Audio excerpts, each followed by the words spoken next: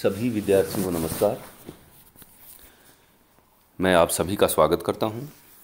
आज हम चर्चा करेंगे महाकवि सूरदास के संदर्भ में। सूरदास के विषय में आप सभी जानते हैं कि हिंदी साहित्य में भक्ति काल के प्रमुख कवियों में इनकी गणना की जाती है। भक्ति काल में भी सगुण शाखा में जो कृष्ण काव्य धारा है उसके प्रमुख कवि हैं। सूरदास जी गुरु वल्लभाचार्य के शिष्य थे और अष्टछाप के जो कवि थे उनमें भी इनका महत्वपूर्ण स्थान था। तो इस प्रकार महाकवि सूरदास भक्ति काल की सगुण शाखा के और कृष्ण भक्त हैं, कवि हैं। तो आज हम जो हमारी पाठ्य पुस्तक में संकलित इनके पद हैं, जो सूरसागर सार नामक इनकी पुस्तक से लिए गए हैं, उन्हीं पदों में से एक पद को आधार बनाकर व्याख्या करते हैं। ये देखिए, निर्गुण कौन देश को वासी, निर्गुण कौन देश को वासी, मधुकर कही समझाए सोह दे बूझती सांस न हासी, को है जनक कौन है जननी कौन नारी को दासी, कैसो बरन बेस है कैसो किही रस में अभिलाषी, पावे गो पुनिकियो आपनो जोरे करे गो गांसी, सुनत मौन वह रहो बावरो सूर सबे मति नासी। तो ये पद है और इस पद में ये पद है सूरसागर सार से, महाकवि सूरदास द्वारा रचित सूरसागर सार से उद्धृत है या लिया गया है। जब श्री कृष्ण के सखा उद्धव गोपियों ब्रज प्रदेश में आकर गोपियों को ज्ञान योग का उपदेश देने लगते हैं और निर्गुण निराकार परमात्मा की भक्ति करने के लिए गोपियों को कहते हैं, तो गोपियाँ बड़ी चतुराई से अपनी बात को रखती हैं। वाक चातुर्य भी इसमें देखने को मिलता है और निर्गुण ब्रह्म की देखिए वो किस तरह से उन पर कटाक्ष कर रही हैं, व्यंग्य कर रही हैं। और इस पद में सूरदास ने उद्धव और गोपियों का जो संवाद है, जो भ्रमर गीत सार से जो लिया गया है, उसका वर्णन किस तरह से किया है कि निर्गुण कौन देश को वासी। गोपियाँ उद्धव से प्रश्न करती हैं कि हे उद्धव, आप हमें ये बताइए कि जो निर्गुण, जिस निर्गुण ज्ञान की, निर्गुण ईश्वर की, निर्गुण ब्रह्म की, परमात्मा की आप बात कर रहे हैं, जिक्र कर रहे हैं या ज्ञान का उपदेश हमें दे रहे हैं, वो कौन से देश का वासी है, कौन से देश का वासी निवासी है, कौन से देश में वो रहता है। मधुकर कही समझाए, हे मधुकर, मधुकर का अर्थ भी यहाँ उद्धव से ही है कि हे उद्धव, आप हमें कहकर समझाइए, स्पष्ट करिए, समझाइए कि ये जो निर्गुण ज्ञान या निर्गुण जो ईश्वर है वो कौन देश में निवास करता है। सोह दे, सो अर्थात सौगंध या शपथ, हम शपथ पूर्वक कहती हैं, शपथ कि हम शपथ पूर्वक पूछती हैं, सांस न हासी, कि सच्चे भाव से कह रही हैं, सत्य भाव से पूछ रही हैं।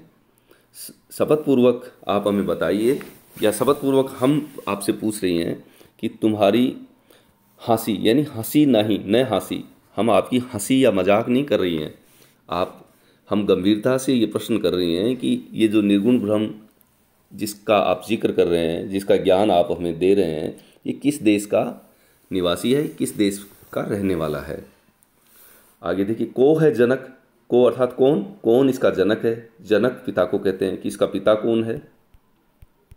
कौन जननी, जननी अर्थात माता, इसकी माता कौन है।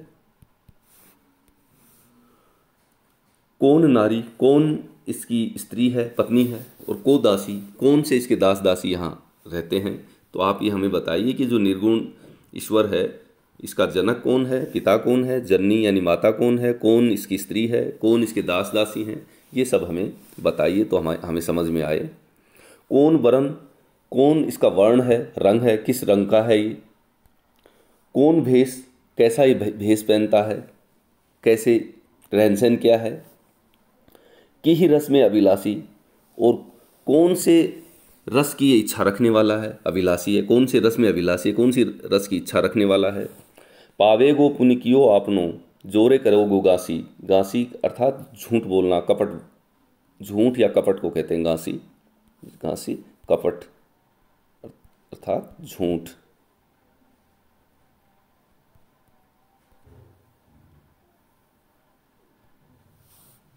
तो हे उद्धव, आपने अगर झूठ बोला तो पावेगो पुण्य कियो आपनो, आप क्या पुण्य पाएगा? जो तुमने किया है, जो तुम जैसा कर्म करोगे वैसा ही तुम पाओगे। तो अपने किए कर्म का तुम क्या पाओगे? फल पाओगे। अगर आपने क्या किया तो घासी किया, तो झूठ बोला, तो असत्य बोला, तो अगर आपने हमारे प्रश्नों का उत्तर बताने में कोई असत्य बात कही तो आप निश्चित रूप से अपने कर्मों का फल पाओगे। तो हे उद्धव, उद्धव से जो प्रश्न किए हैं उन्हीं का देखिए आज अंत में। सुनत मौन वह रहो बावरो, सूर सबे मति नासी। सूरदास जी कहते हैं कि ये सब जब प्रश्न सुने उद्धव ने तो सुनत मौन वह, तो वो मौन हो गया, एक तरह से उन्होंने मौन धारण कर लिया। रहो बावरो, और जैसे वो पागल सा हो गया, बावरा अर्थात पागल होना, तो वो एक तरह से मौन हो गया और कुछ उत्तर नहीं देने की स्थिति में हो गया। सूर सबे मति नासी, और मति का अर्थ होता बुद्धि, मति बुद्धि। तो उद्धव की जो मति है, बुद्धि है, वो एक तरह से नष्ट, नासी अर्थात नष्ट होना, नासी नष्ट होना। तो उद्धव की जो बुद्धि है वो पूर्णतः नष्ट हो गई। तो जो ज्ञान और निर्गुण ज्ञान का उपदेश देने वाले उद्धव थे वो मौन हो गए, और गोपिकाओं की जब बातें सुनी उन्होंने, जब प्रश्न सुने और प्रश्नों का वो जब उत्तर नहीं दे पाए, निरुत्तर हो गए, तो एक तरह से पागल से हो गए, बावले हो गए, और उनकी जो बुद्धि थी वो नासी यानी सभे बुद्धि या जो संपूर्ण बुद्धि थी वो एक तरह से नष्ट हो गई। तो बुद्धि, जो ज्ञानी व्यक्ति है उसकी भी बुद्धि नष्ट हो गई। गोपियों की इसमें वाक चातुर्य यहाँ देखने को मिलता है, वाग विदिग्धता जिसे कहते हैं। तो गोपियों के माध्यम से एक तरह से सूरदास यहाँ निर्गुण जो निराकार ईश्वर है या निराकार भक्ति है, निराकार की जो भक्ति थी उसका खंडन किया है और सगुण की उपासना पर बल दिया है। सगुण की स्थापना करने का प्रयास इस पद में हमें देखने को मिलता है। आक्षेप अलंकार है, अनुप्रास अलंकार है, और भाषा, ब्रज भाषा का सुंदर लालित्य यहाँ में, सहज और सरल जो ब्रज भाषा है वो देखने को यहाँ मिलती है। धन्यवाद।